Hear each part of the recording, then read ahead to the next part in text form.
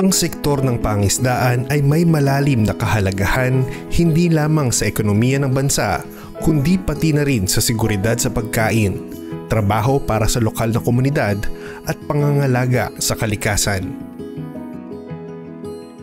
Isa sa mayroong malaking papel sa sektor ng pangisdaan ay ang mga Small and Medium-Sized Enterprises o SMSEs dahil sa mahalagang kontribusyon ng mga ito sa pag-unlad ng sektor ng pangisdaan.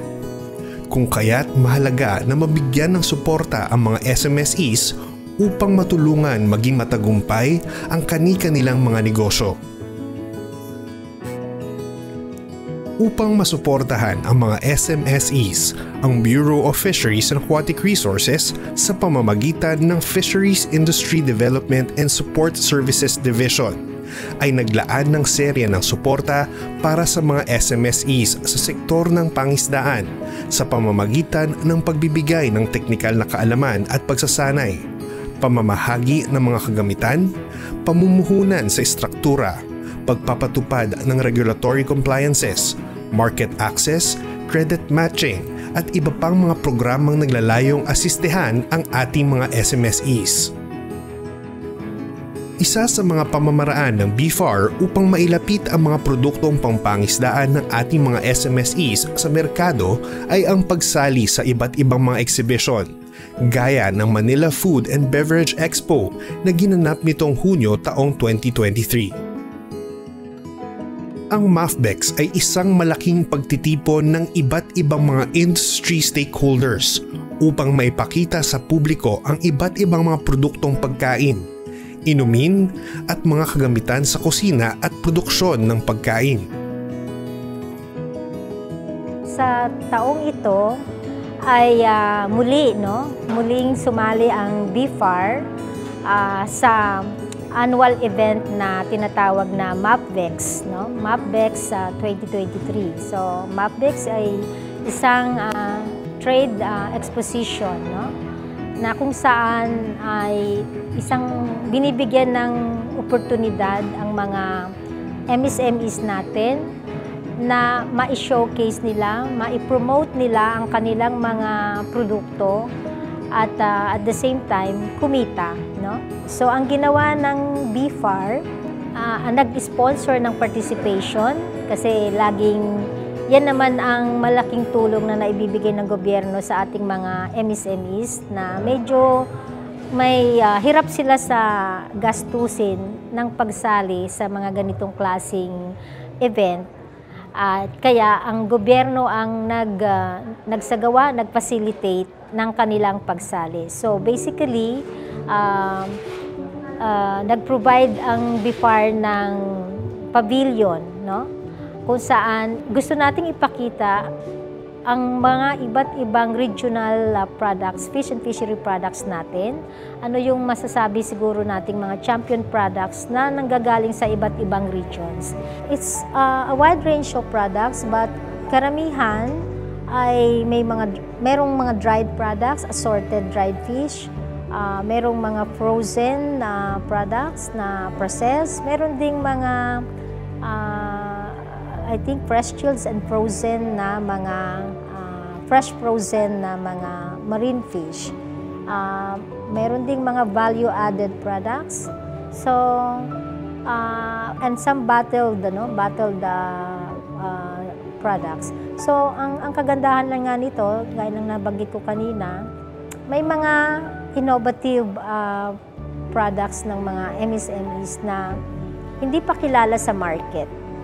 So yun yung konsepto at yun yung assistance natin sa ating mga industry stakeholders, helping them to promote their original products and somehow make some sales, At the same time, may mga nami-meet din silang mga potential buyers na who want to go into reselling. So parang B2B, But so yun yung benepisyo. And that is the major event in this 5-day, 5-day exposition. But BFAR also wanted to maximize the resources spent, no, for the participation. So nag-conduct din kami ng side activity. Gumawa rin kami ng fisheries technical seminar na ang team ay facilitating market access and trade of fish and fishery products for international trade. Ang aming objective dito ay again mabigyan ng kaalaman ang mga, lalo na po ang ating mga fishery-based MSMEs, dahil kadalasan sila yung nag-uumpisa, gustong maka-export kaagad pero hindi sila export ready. Hindi ganun kadali pero kaya ninyong gawin basta mapaghahandaan ninyo yung mga market requirements, especially the regulatory requirements.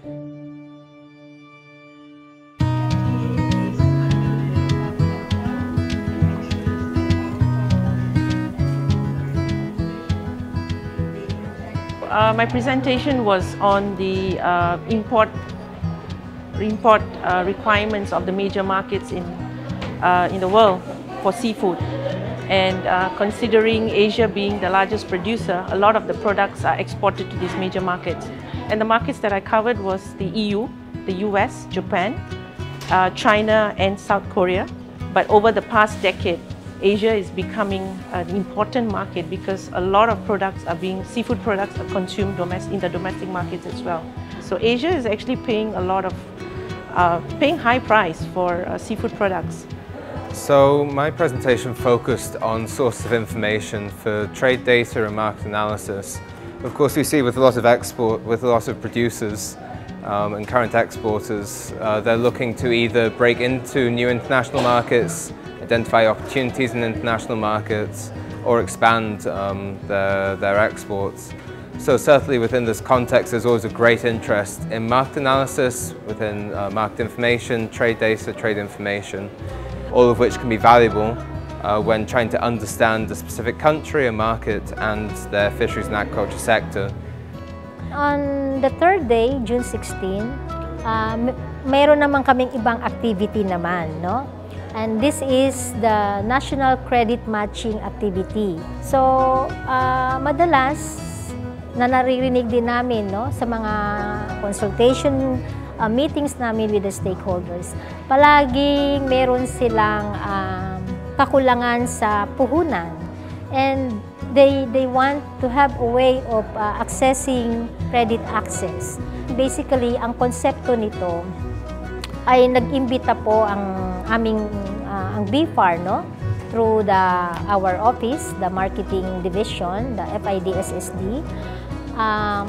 ng mga financing institutions. So may mga 5 institutions po kami na naimbita at sila ay may mga kanya-kanyang programa sa pagpapautang, or kung hindi man sa pagpapautang ay yung sa kanilang livelihood program.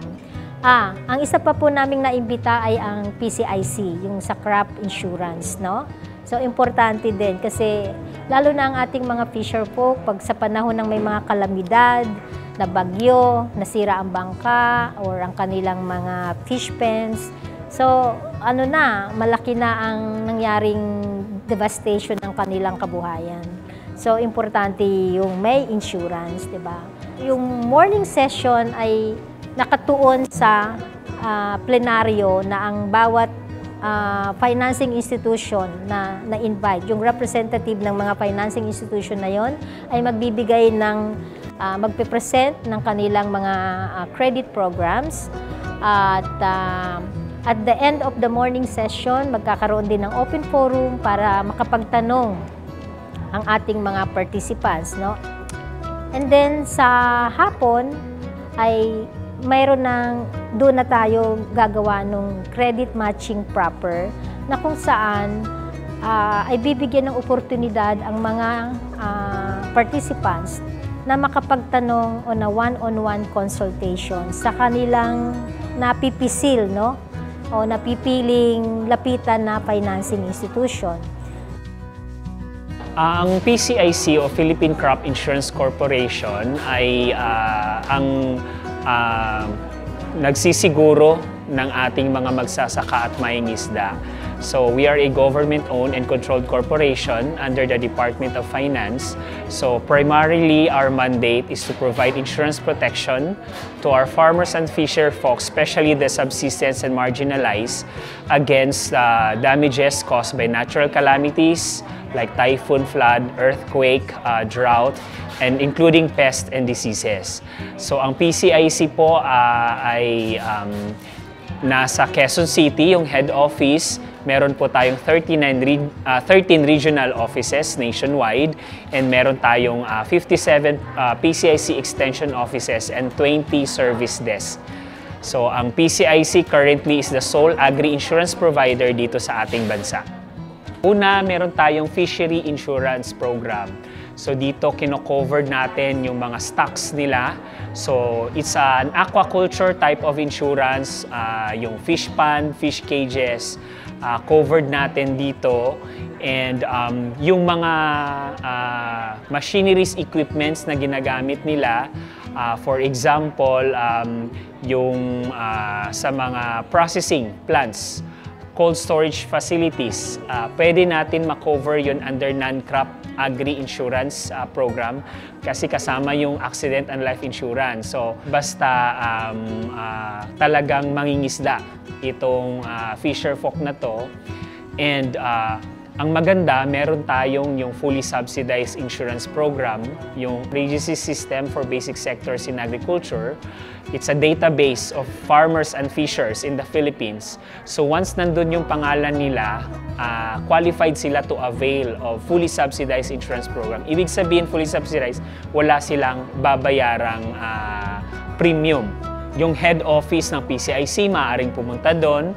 Regional offices and extension offices, pwede nilang puntahan. Meron din po tayong mga accredited underwriters and solicitors na pwede nilang lapitan. SB Corporation or Small Business Corporation is a government corporation established in 1991 by virtue of Republic Act 6977, otherwise known as the Magna Carta for Small and Medium Enterprises. For the fisher folks o yung ating mga kasamang negosyante na involved sa pangingisda, no? Ang SB Corporation po kasi generally, meron siyang loan program na naka-specific sa working capital o kaya sa fixed asset acquisition. So, kung meron po tayong pangangailangan sa working capital, halimbawa, kung involved po tayo sa fish trading business, pwede po yun. Yung ating mga gamit sa pangingisda na kailangan para may paunlad yung ating negosyo, pwede po yun. Basta ang kailangan lang po natin, unang-una, tayo po ay more than 1 year na nag-ooperate. Registered po tayo sa Department of Trade and Industry, yung negosyo natin, naka-register sa DTI o kaya Securities and Exchange Commission kung tayo naman po ay korporasyon. Bali, meron pong website ang SB Corporation, www.sbcorp.gov.ph. Meron din po kaming Facebook page, ang ating Small Business Corporation. So, doon po natin makikita yung mga major programs natin, yung ating mga procedures kung paano makapag-avail ng loan. ACPC is an attached agency of the Department of Agriculture. Kami po ang isang ahensya po na nagsasagawa po ng mga programa para po sa ating mga maliliit na magsasaka at mangingisda through credit financing.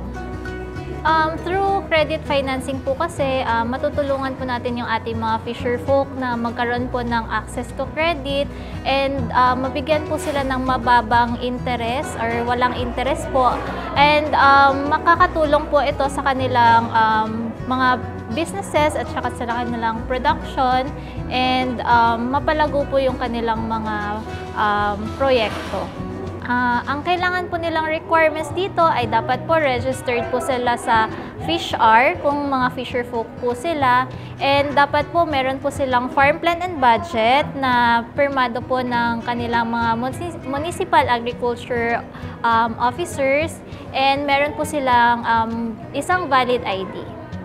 Yung ating mga fisher folk po ay pwede pong lumapit sa aming mga partner lending conduits sa area. So yung aming mga partner lending conduits po ay mga rural banks, cooperative banks, or mga cooperatives po sa mga areas.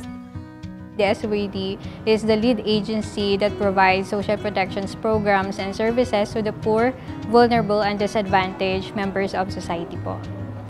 So for the programs of the SOAD, specifically for fisher folk, like for example, the SOAD SLP, it's a capability building program for the poor, vulnerable, and marginalized sector, which aims to help them uplift their socioeconomic conditions by making them access or acquire necessary assets, and then they will have form microenterprises or employments. It's a grant, so they don't have to pay the amount.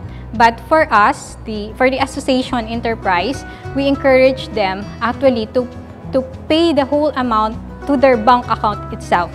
It's one way to ensure that their microenterprise will be sustainable. So basically, when it comes to fisher folk, what we would encourage them in coming up with projects, especially with microenterprises, is really to have an alternative livelihood aside from fishing. So maybe they're housewives. They could start up an enterprise. They can go directly to our regional offices. So we don't have provincial and municipal offices, but we have regional offices nationwide. So they can go to our regional office. They just go to SLP Regional Program Management Office. So we have a referral corner there, and there's a referral focal person that will accommodate their application and their queries about the program.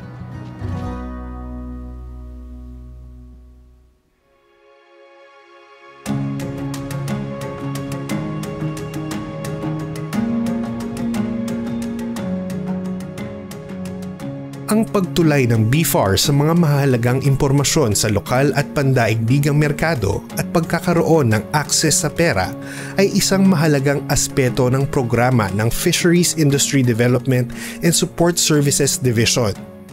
Sa ganitong paraan, ang ating mga negosyante ay mabibigyan ng pagkakataon upang magkaroon ng malinaw na direksyon at magkaroon ng karagdagang kakayahan upang mapalago at maging matagumpay ang kanilang mga negosyo.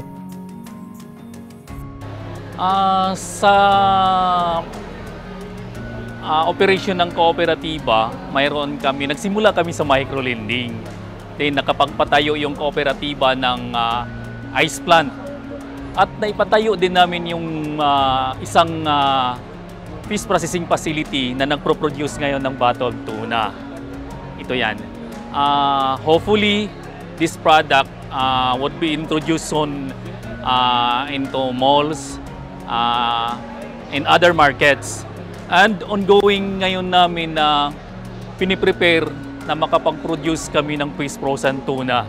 Then balak din namin ma-export ito nationally sa ibang lugar dito sa Pilipinas at balak din namin ma-export sa ibang lugar, sa ibang bansa naman. Hopefully in the next 3 years makapag-export na kami. Locally, then susunod na yan nationally. Internationally.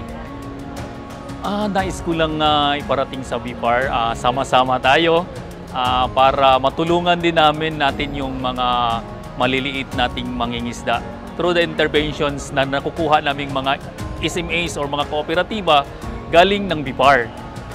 I've learned the seminars that we should have HACCP and yung FDA compliance. So we have we are blessed that we have FDA LTO. And also we have FDA CPR registered. Now we are not yet export ready. That's our goal by our mission, no, by 2030. Pasalamat po ni sa amo ang regional director si Attorney Yasay o sa mga post-harvest division o mga empleyado sa mga BIFAR na sila kanunay nga nag-monitor sa aming mga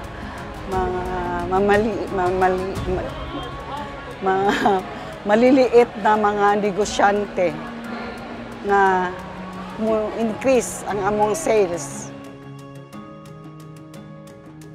Kaya po ako umattend kasi ang nasa isip ko po is dagdag kaalaman po para sa akin, para sa member, para kung ano man po yung matutunan ko dito sa seminar is maibahagi ko po sa lahat po ng member po namin.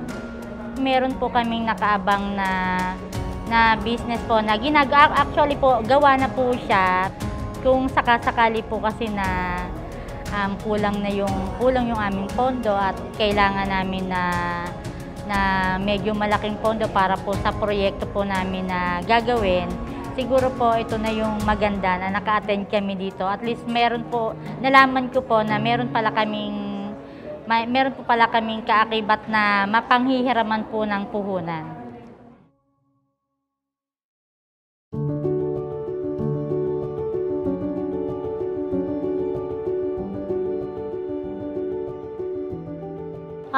Itong message ko siguro hindi ko pa to napapalitan kasi parang sa akin ito talaga yung dapat na sa ating mga stakeholders, in particular the fisher folks, the MSMEs, always try to pursue excellence. Hindi mo kailangang madaliin, hindi mo kailangang makipagsabayan kung hindi mo pa kaya, but at your own pace, you need to make a progress, little by little. And do not hesitate to approach the government. Siyempre may mga limitations din ng government, but still makakatulong ang gobyerno in whatever way, be it training, be it technical assistance, be whatever. So yun lang ang aking malinaw na messaging sa ating mga kababayan. First and foremost, tangkilikin ang sariling ating mga produkto. Suportahan po natin ang ating industriya, ang ating mga fisher folks kasi kawawa naman sila kung hindi aangat ang kanilang kabuhayan, and they are our basic food providers, food security, together with our agricultural farmers. So yun po, magtulungan tayo as a nation, as one people of the Philippines. Yan. Tangkilikin ang sariling atin.